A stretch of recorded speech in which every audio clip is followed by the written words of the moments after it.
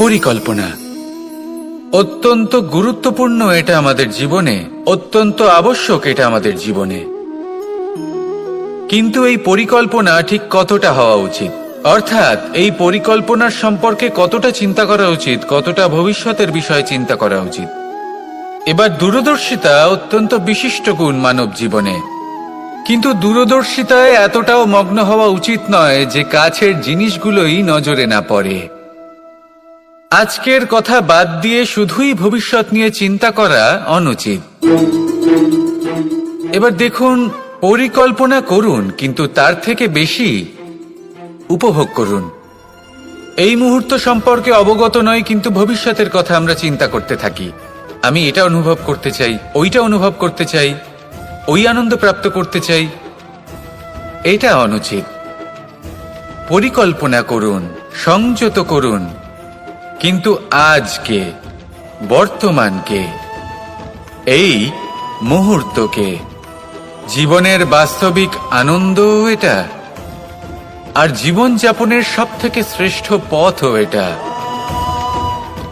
আসুন আমার সাথে ভালোবেসে বলুন, রাধা রাধা। বিপদ আপদ আপনাকে সন্ত্রস্ত করে রাখতে পারে, কিন্তু এই বিপদ প্রত্যেকের জীবনে কোনো না কোনো কারণে থাকে।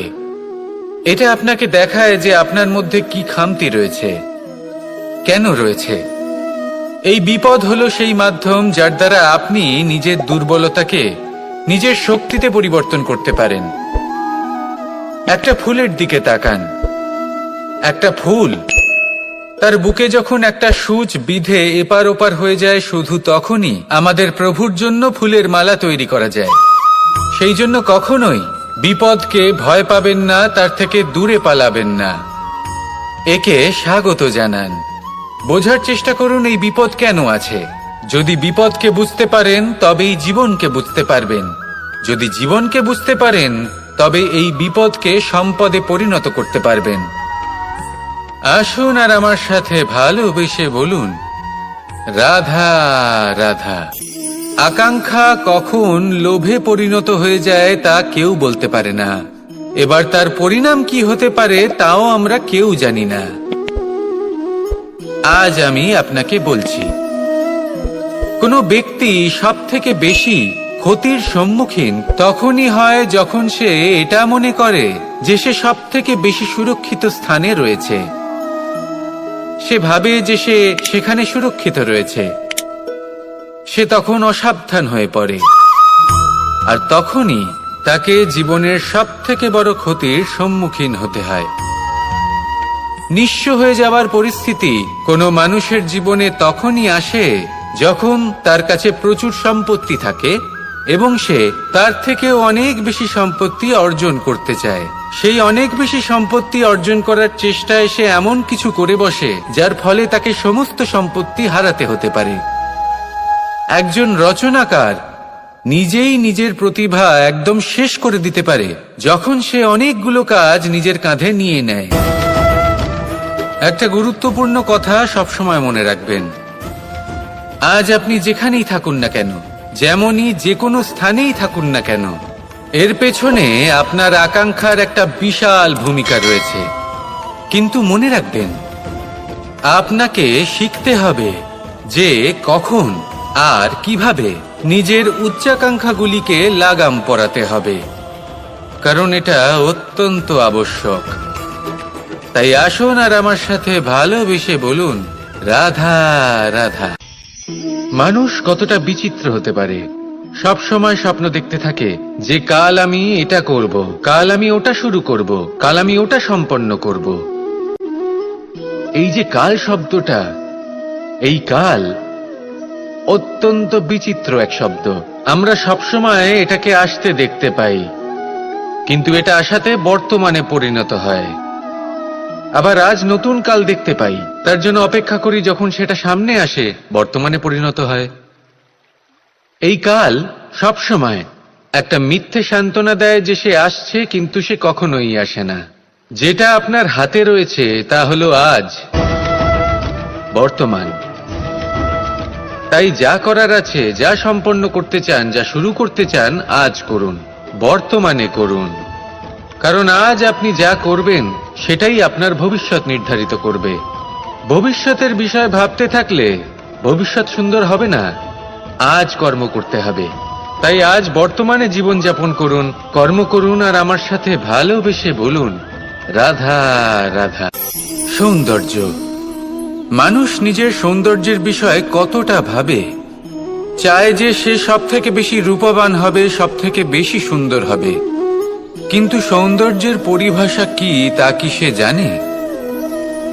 কোনো মাকে জিজ্ঞেস করুন, ওনার জন্য সৌন্দর্যের পরিভাষা ওনার সন্তান। কোনো ভক্তকে জিজ্ঞেস করুন, ওনার জন্য সৌন্দর্যের পরিভাষা ওনার ভগবান।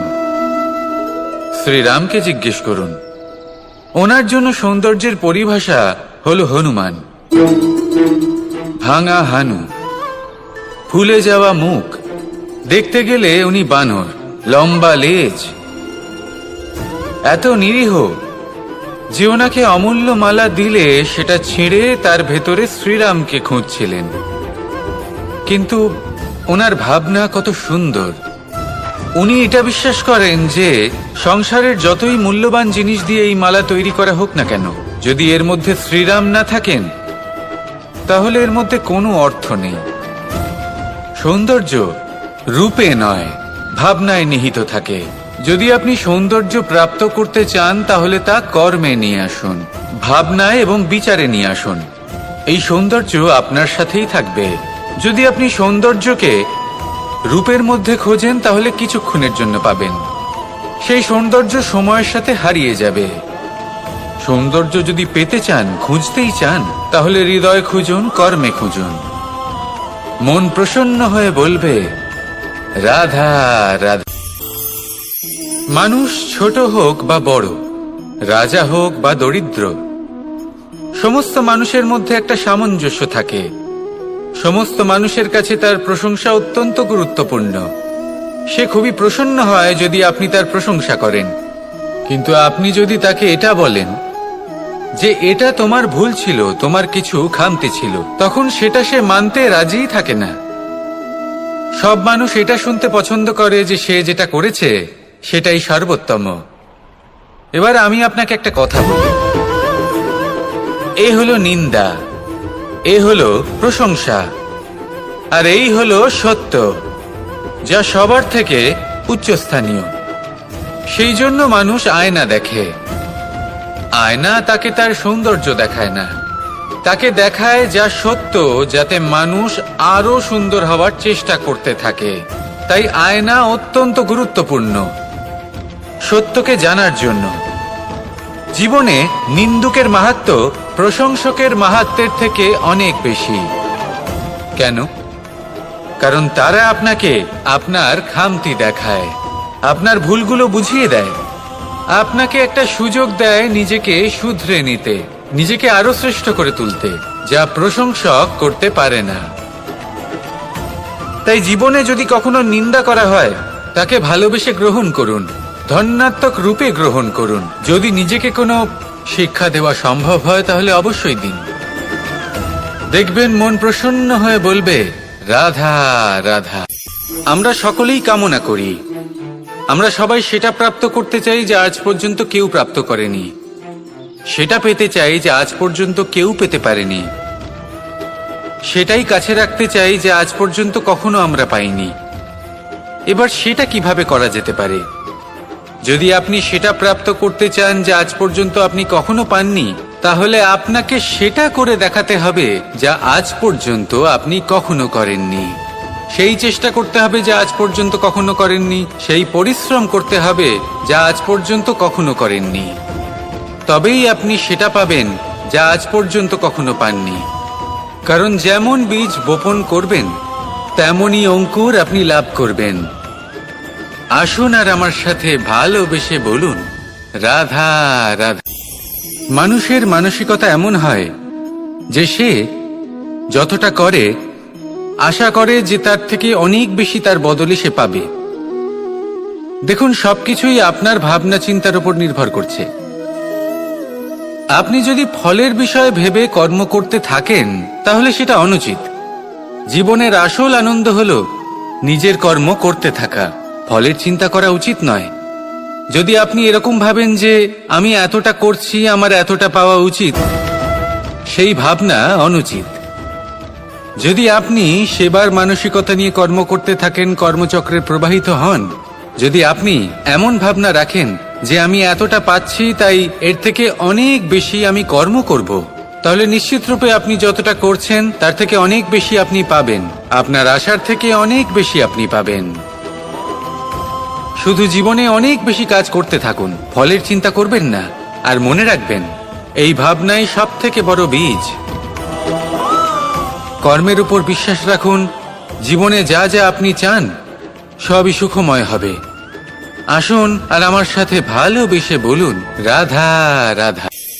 ধন মানুষের জীবনের সব থেকে বড় প্রয়োজনীয়তা, সেই অস্ত্র যার দ্বারা মানুষের জীবনের অনেক সংকট দূর করে দেয়া যেতে পারে, সেই মাধ্যম যার দ্বারা সংসারের সমস্ত জাগতিক সুখ স্বাচ্ছন্দ্য লাভ করা যেতে পারে। কিন্তু ধনের দ্বারা আমরা সবকিছু লাভ করতে পারি না। জাগতিক স্বাচ্ছন্দ্য আমরা লাভ করতে পারি, কিন্তু সুখ লাভ করতে পারবো না। সুখের উপকরণ আমরা লাভ করতে পারি, কিন্তু সুখের অনুভূতি লাভ করতে পারবো না।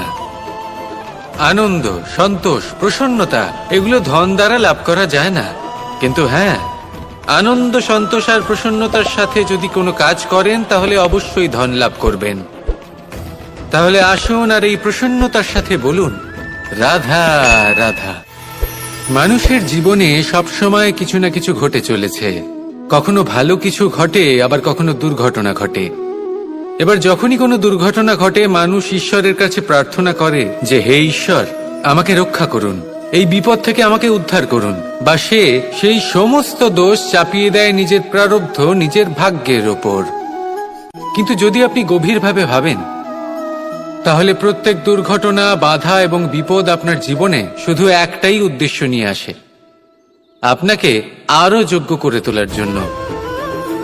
যদি আপনাদের একটা উদাহরণ দিই, বর্ষার ঋতুতে যখন প্রচন্ড মাত্রায় বৃষ্টি পড়ে, ছাদ থেকে জল পড়তে থাকে, তখন আপনি নিশ্চিত করে নেন, স্থির করে নেন যে এবার আমি এই ছাদকে নতুন করে বানিয়ে তুলব, আরো শক্তিশালী বানিয়ে তুলব, আরো দৃঢ় বানাবো। আপনার জীবনে যখন কোনো অসুখ করে, তারপর আপনি জীবনে আরো সাবধানী হয়ে যান, আরো সতর্ক হয়ে যান, স্থির করে নেন যে এটা যেন দ্বিতীয়বার না হয়। ঠিক কিনা? এই বিপদ, এই দুর্ঘটনা, এই সংকট, এগুলো জীবনে আসবে আপনাকে আরো শ্রেষ্ঠ করে তোলার জন্য। এবার এটা আপনার ওপর। আপনি একে ভাগ্যের পরিহাস বলে মনে করবেন, নাকি ঈশ্বরের সংকেত মনে করবেন, যিনি আপনাকে আরো শ্রেষ্ঠ করে তুলতে চান। সিদ্ধান্ত আপনারই। আসুন আর আমার সাথে ভালোবেসে বলুন, রাধা রাধা। সংসারে দুই ধরনের পথ হয়, উচিত পথ আর অনুচিত পথ। একটা শুভর দিকে নিয়ে যায় আর একটা অশুভর দিকে নিয়ে যায়। অনেক সময় অজ্ঞানতাবশত জীবনে আমরা সেই পথ নির্বাচন করে নিই যা আসলে অনুচিত। তারপর নিজেকে আশ্বস্তও করে ফেলি যে এই পথেই চলতে হবে, এখান থেকে ফেরার পথ নেই। কিন্তু যদি সত্যি বলি, তাহলে এটা শুধুই আপনার ভ্রম। আপনার মধ্যে শুধুমাত্র একটু দৃঢ়তার অভাব আছে, তা জাগ্রত করুন আর বাড়িয়ে তুলুন। আপনি দেখবেন এই সংসারে এমন কোনো পথ নেই যেখান থেকে ফিরে আসা সম্ভব নয়। এমন কোনো মানসিকতা নেই যা বদলানো সম্ভব নয়।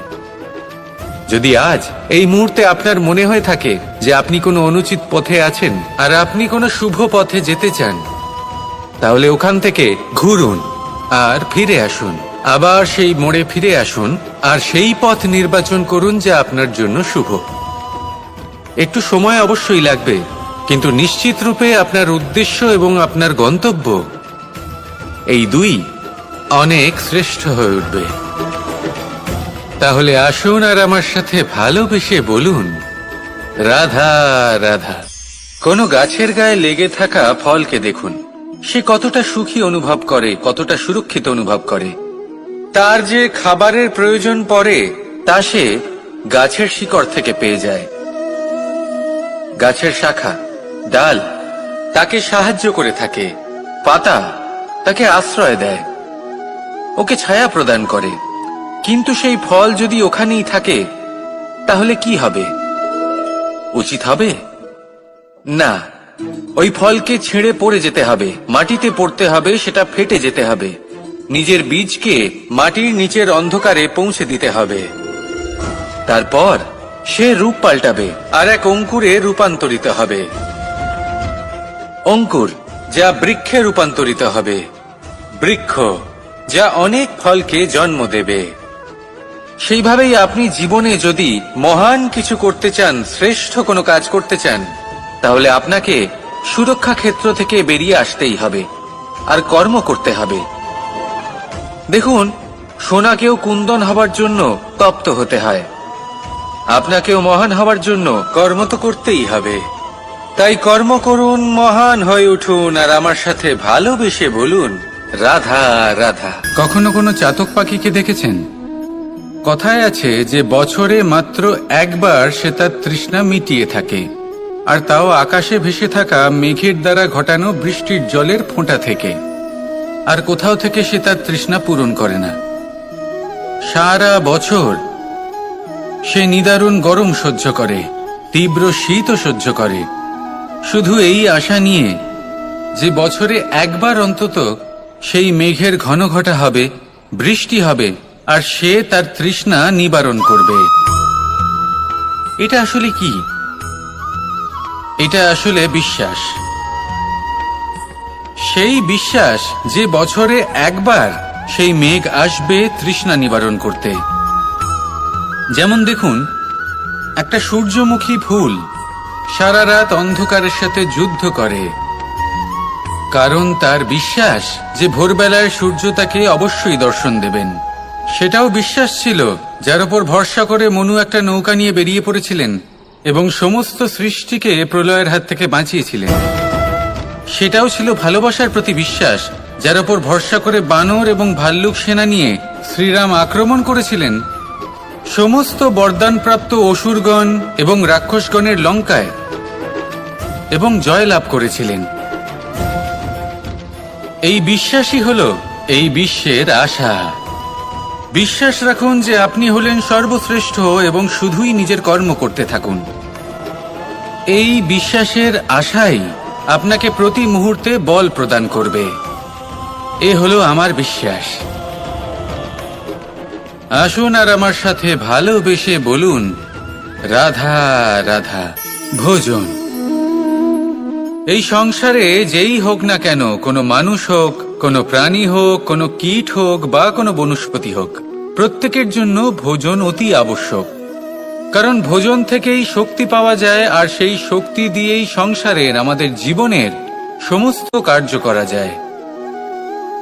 এবার এমন এক ধরনের শক্তি হয় যা শীতের ঋতুতে সূর্য থেকে আমরা পেয়ে থাকি, আর আরেক ধরনের উত্তাপ হয় যা দিয়ে ভোজন রান্না করা হয়, সুস্বাদু নানান ধরনের ভোজন। এবার অত্যন্ত গুরুত্বপূর্ণ হলো যে ব্যক্তি সেই ভোজন বানাচ্ছেন তার মানসিক পরিস্থিতি এবং সেই ব্যক্তি যিনি ভোজন গ্রহণ করছেন তার মানসিক অবস্থা। যখনই আপনি ভোজন বানাচ্ছেন তখন ভালোবাসার সাথে কাজটা করুন, ধন্যাত্মক ভাব নিয়ে, সৎ ভাবনার সাথে। কারণ আপনার এই মানসিক স্থিতি শক্তির আকারে সেই খাদ্যের সাথে মিলে মিশে যায়। আর যখনই আপনি ভোজন গ্রহণ করছেন তখন সদ্ভাবনার সাথে, প্রসন্নতার সাথে গ্রহণ করুন, ধন্যাত্মক ভাব নিয়ে। যদি আপনি প্রসন্নতার সাথে রান্না করেন, প্রসন্নতার সাথে খাদ্য গ্রহণ করেন, তাহলে আপনি প্রসন্নই থাকবেন, আর মন সুপ্রসন্ন হয়েই বলবে, রাধা রাধা।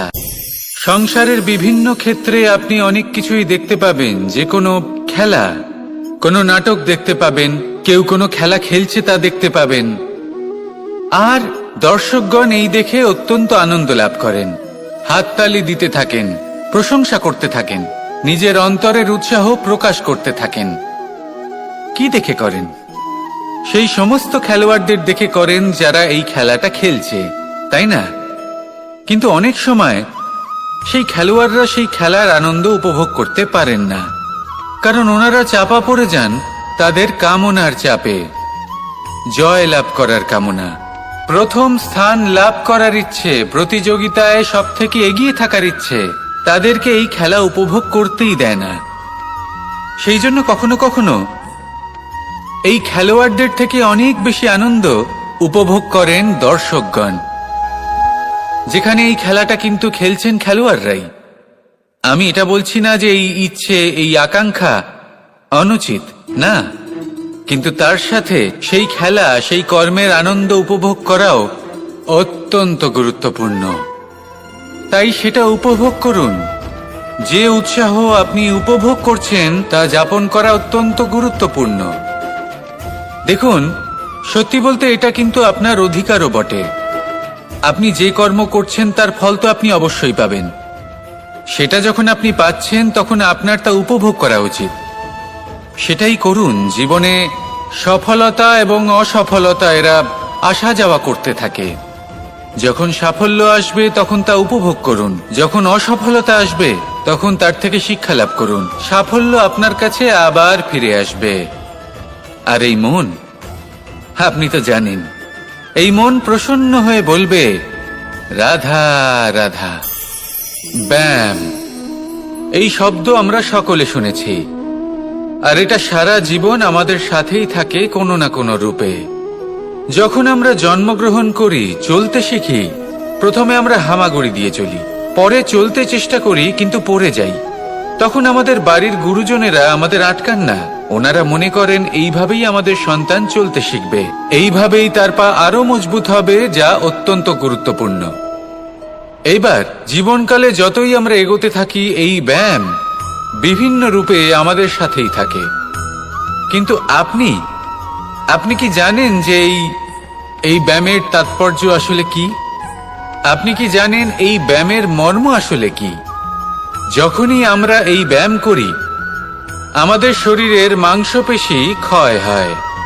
প্রথমে তা ক্ষয় হয়, তারপর আবার তা নির্মিত হয়। আরো শ্রেষ্ঠ, আরো শক্তিশালী মাংসপেশি আমরা লাভ করি। অর্থাৎ এই ব্যায়াম হলো সৃজনের বিজ্ঞান। এই ব্যায়াম আমাদের জন্য অত্যন্ত আবশ্যক। সেই জন্য জীবনে যখনই কোনো কিছু নষ্ট হয়ে যায়, চলে যায়, তখন হতাশ হয়ে পড়বেন না, তাকে পুনর্নির্মাণ করার চেষ্টা করবেন। আর এই শিক্ষা আমরা লাভ করি পাখিদের থেকে। যখনই বর্ষা হয়, ঝড় আসে, যখন পাখির বাসা ভেঙে চুরমার হয়ে যায়, তারা হার মেনে নেয় না। সে আবার অল্প অল্প করে সব খুঁজে একত্রিত করে আবার নিজের বাসা বানিয়ে তোলে, পুনরায় এক জীবনকে জন্ম দেয়, এক নতুন পরিবারকে জন্ম দেয়। তাই মনে রাখবেন, জীবনে এইভাবেই যদি আপনি নির্মাণ করতে চান, সৃজন করতে চান, তাহলে সেই নির্মাণের জন্য ভাঙনের অভিজ্ঞতা থাকা অত্যন্ত আবশ্যক। ভগ্ন বস্তুকেও সম্মান করা অত্যন্ত আবশ্যক। এই আচরণ মনে নিয়ে আসুন। মন প্রসন্ন হয়ে বলবে রাধা রাধা। মানুষ যখন কোনো শক্তি লাভ করে তখন সে নিজেকে বলশালী মনে করে। শক্তি লাভ করলেই তার মধ্যে অহংকার চলে আসে, অভিমান চলে আসে। তার কারণ হলো সে একটা সহজ কথা বুঝতেই পারে না। এই সব যা হচ্ছে সময়ের জন্য হচ্ছে। সময়ের থেকে বেশি বলশালী আর কেউ নেই। এই সময়ের জন্যই রাবণ ভক্তি দ্বারা কৈলাস পর্বত তুলে নিয়েছিলেন। আবার সেই সময়ের জন্যই, সেই কারণেই রাবণকে বধ হতে হলো। তার সাথে সাথে রাক্ষস কুলও ধ্বংস হয়েছিল এবং লঙ্কাও ভস্ম হয়ে গেছিল। দেখতে গেলে জন্ম থেকে মৃত্যু পর্যন্ত এই যে সময়, সেটাই হলো জীবন। কিন্তু তার মধ্যেও যা সময় আসে কোনো কারণেই আসে। সেই সময় আমরা যাপন করে কিছু শিখতে পারি। তাই আজ যে সময় আপনার হাতের কাছে আছে, তাকে মুষ্টিবদ্ধ করে রাখুন, তাকে সামলে রাখুন, তাকে সংযত করে রাখুন। অনুভব করুন, তার থেকে কিছু শিখুন, তাকে কোনোভাবেই ব্যর্থ হতে দেবেন না। আর এটা জেনে রাখুন যে ভবিষ্যতে যা কিছু হতে পারে, যা কিছু হতে চলেছে, সেটা না আপনি জানেন আর না তা আপনার বশে রয়েছে। সেই জন্য আজ অহংকার বা অভিমান করে নিজের ভবিষ্যতের ক্ষতি করবেন না, সেই অনর্থ ঘটাবেন না। এটাই হলো সময়ের অর্থ। আসুন আমার সাথে ভালোবেসে বলুন রাধা রাধা। কথায় আছে, যখন আপনি যুদ্ধক্ষেত্রে দাঁড়িয়ে তখন শত্রুকে পিঠ দেখিয়ে পালিয়ে যাওয়া বা পিছু হটে যাওয়া অত্যন্ত অনুচিত যুদ্ধনীতি হয়। কথায় আছে যে শ্রেষ্ঠ যুদ্ধ নীতি হলো সেটাই যেখানে আপনি অস্ত্র হাতে নিয়ে এগিয়ে যান, সাহসের সাথে যুদ্ধ করে শত্রুকে পরাস্ত করে ফিরে আসেন। আর সেটাই আমি করেছিলাম। তখন মহাভারত রচনা হয়েছিল, কারণ তখন ধর্মরক্ষা করা আবশ্যক ছিল। কিন্তু এমনও একটা সময় ছিল যখন আমি যুদ্ধ থেকে পালিয়েছি, কারণ তখন প্রজাদের সুরক্ষা বেশি গুরুত্বপূর্ণ ছিল। আমার গায়ে যুদ্ধ বিমুখ হবার কলঙ্ক লাগিয়েছিল। কিন্তু ঠিক আছে, আমি সেটাই করেছিলাম যেটা প্রয়োজনীয় ছিল।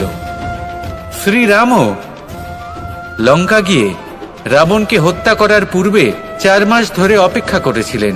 অপেক্ষায় ছিলেন কবে সেই সেতু সম্পন্ন হবে। তারপরে গিয়ে রাবণকে পরাস্ত করলেন, তাকে বধ করলেন। জীবনে কখনো কখনো থেমে যাওয়া বা পিছু হটে যাওয়া কার্যকর হতে পারে। এটা প্রত্যেক সময়ের উপরে নির্ভর করে। শত্রু যে কেউ হতে পারে, যখন খুশি আক্রমণ করতে পারে। কোনো মানুষ হতে পারে, আবার কোনো দানবও হতে পারে। আমাদের নিজেদের মানসিকতা হতে পারে, কোনো অসুখ হতে পারে, মহামারীও হতে পারে। সেক্ষেত্রে সেটাই করুন যেটা উচিত মনে হয়। দেখুন, প্রত্যেকবার নারায়ণ তো আপনাকে সাহায্য করতে আসবেন না। অনেক সময় মানুষকে নিজেকেই সেই বাধার সম্মুখীন হয়ে তাকে পরাস্ত করতে হয়। আর এমনিতেও কথায় আছে যে প্রত্যেক নরের মধ্যে নারায়ণ আছেন। তাই অন্তরের নারায়ণকে জাগ্রত করুন, আর যা সমস্যা আছে তাকে সমাপ্ত করে ফেলুন, তা সে যতই পিছু হটে করতে হোক না কেন। আসুন আর আমার সাথে ভালোবেসে বলুন, রাধা রাধা। গুরু, যিনি পথ দেখান, আমাদের জীবনে অত্যন্ত গুরুত্বপূর্ণ, অত্যন্ত আবশ্যক। কিন্তু কিছু মানুষ মনে করেন যে গুরুর কোনো প্রয়োজন নেই, কারণ এই সমগ্র জ্ঞান মানুষের অন্তরেই নিহিত রয়েছে। এবার প্রশ্ন এটাই, যদি সমস্ত জ্ঞান মানুষের অন্তরে নিহিত থাকে তাহলে গুরুর কি প্রয়োজন? আর যারা আজ পর্যন্ত গুরুকে মেনে এসেছেন তারা কি অনুচিত করেছেন? এর উত্তর আমি আপনাকে দেব একটা উদাহরণ দ্বারা। একটা কাঠ যা জ্বলনশীল, জ্বলনের ঊর্জা তার অন্তরে নিহিত রয়েছে, কিন্তু তার জ্বলনের জন্য বাইরে থেকে একটা অনুঘটকের প্রয়োজন হয়। এই অনুঘটকই হলেন আপনার গুরু। উত্তাপ যা একটা কাঠকে জ্বালাতে পারে, সেই উত্তাপ হলো গুরুর প্রচেষ্টা। যদি সেই গুরুই না থাকে, তার প্রচেষ্টাই না থাকে, তাহলে সেই সমস্ত জ্ঞান যা মানুষের অন্তরে নিহিত তা ব্যর্থ হয়ে যাবে। যদি আপনার সাথে আপনার গুরু থাকেন, আপনার পথ প্রদর্শন করেন, আপনার অন্তরের জ্ঞানকে বাইরে নিয়ে আসতে পারেন, তাহলে তাকে সম্মান করুন। আর আমার সাথে ভালোবেসে বলুন, রাধা রাধা। মানুষ সত্যের সাথে অবগত হবার জন্য ব্যাকুল হয়ে থাকে, চিরকাল চেষ্টা করতে থাকে। জন্ম থেকেই তার মনে এই ইচ্ছে জাগ্রত হয় সত্যিটা কি সেটা জানতে। এবার এই ইচ্ছে এটা পূর্ণ কিভাবে করা যেতে পারে? কারণ মনে হয় যে জ্ঞান অর্জন করলেই এই ইচ্ছে পূর্ণ হতে পারে। তাই কেউ কেউ জ্ঞানের পেছনে ছুটতে থাকেন। কেউ এটা ভাবেন যে এই ইচ্ছে পূর্ণ করা যেতে পারে ধন আর শক্তির দ্বারা, তাই তারা ধন আর শক্তি প্রাপ্ত করতে চান। কেউ আবার ভাবেন যে অন্তরের মন্থন দ্বারা এটা সম্ভব হতে পারে। এবার এটাও সত্যি যে মন্থন করলে অমৃত লাভও সম্ভব হতে পারে, কিন্তু তার জন্য এই মন্থন করার জন্য একটা উচিত দিকে অগ্রসর হওয়া প্রয়োজনীয়। উচিত সংযমের দ্বারা সামনে এগোতে হবে, আর কোনো আশা না করে সামনে এগিয়ে যেতে হবে, তবেই এটা সম্ভব হতে পারে। একটা বাদ্যযন্ত্রের কথা ভেবে দেখা যাক। তার থেকে সুর তখনই নির্গত হয় যখন তার তারগুলি ঠিক করে বাঁধা হয়। যদি বেশি বেঁধে ফেলা হয় তাহলে তার ছিঁড়ে যেতে পারে, আর যদি ঢিলে থেকে যায় তাহলে তার থেকে উচিত সুর নির্গত হবে না। একটা অত্যন্ত গুরুত্বপূর্ণ কথা মনে রাখবেন, সত্যকে লাভ করার প্রাথমিক আধার হলো অনুশাসন। জীবনে এই অনুশাসন আনুন। সত্য আপনা আপনি আপনার কাছে চলে আসবে, আর এই মন প্রসন্ন হয়ে বলবে রাধা রাধা। অহংকার এ হলো ছোট একটা শব্দ, কিন্তু এর প্রভাব অত্যন্ত বৃহৎ হয়ে থাকে। আর সব থেকে বড় সমস্যা হলো মানুষ আজ অবধি বুঝতেই পারেনি যে এই অহংকারের বাস্তব রূপ কিরকম। কেউ একে গর্বের নাম দেন, কেউ একে আত্মসম্মানের নাম দিয়ে থাকেন, এবং কোথাও একটা এমন সময় চলে আসে যখন সময় এই অহংকারকে ভেঙে খান খান করে দেয়।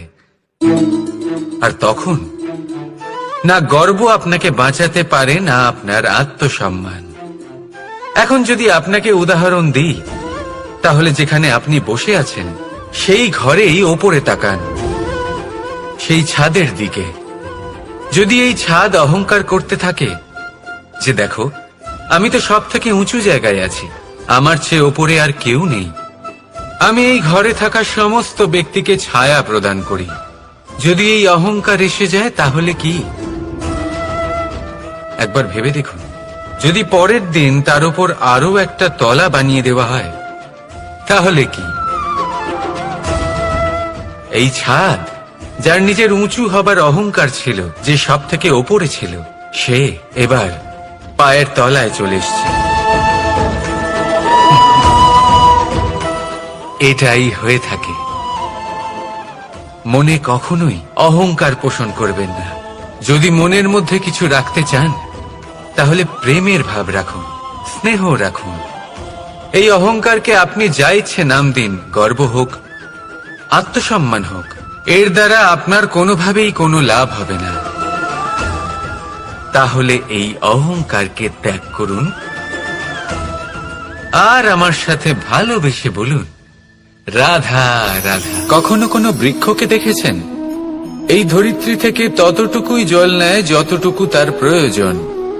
কোনো প্রাণীকে দেখুন, এই প্রকৃতি থেকে ততটুকুই খাবার গ্রহণ করবে যতটুকু তার খিদে রয়েছে। খিদে মিটে গেলে আর খাবে না। এবার মনুষ্যকে দেখুন, সে নিজের জীবনে যা কিছু পেয়েছে, বস্তু, ধন, খাবার, শক্তি, প্রয়োজনের থেকে অনেক বেশি লাভ করার চেষ্টা করে থাকে। প্রয়োজনের থেকে বেশি যদি পেয়েও যায় তাহলেও তার কম মনে হয়। এবার এরকম ঠিক কেন হয়? এর পিছনের কারণ কি? কারণ হলো লোভ। লোভের আগুন কিছু এমন হয়, যদি মানুষের মনে একবার প্রজ্বলিত হয় তাহলে শুধু বাড়তেই থাকে। ততক্ষণ বাড়বে যতক্ষণ না আপনি নিজে তাকে বাধা দিচ্ছেন। তবে এই লোভের আগুন নিয়ন্ত্রণ করা সম্ভব। পরিমিতিবোধ, পরিমিতিবোধের চিন্তা। আপনাকে শুধু নিজেকে একটা সরল প্রশ্ন করতে হবে। যখনই মনের মধ্যে কোনো বস্তুর প্রতি, শক্তির প্রতি, ধনের প্রতি, ভোজনের প্রতি লোভ বেড়ে যায়, নিজেকে প্রশ্ন করুন, এটা কি আমার কাছে ততটাই প্রয়োজনীয় যতটা একটা বৃক্ষের কাছে জল, যতটা একটা প্রাণীর কাছে ভোজন? এটা কি ততটাই প্রয়োজনীয়? যদি উত্তর না হয় তাহলে নিজেকে সেখানেই বাধা দিন, সেই ভাবনা সেখানেই ত্যাগ করুন, কারণ সেটাই হলো লোভ। ঠিক এইভাবেই প্রয়োজনীয়তার চিন্তা করে আস্তে আস্তে এই মন নির্লোভ হয়ে উঠবে, আর এই মন প্রসন্ন হয়ে বলবে রাধা রাধা।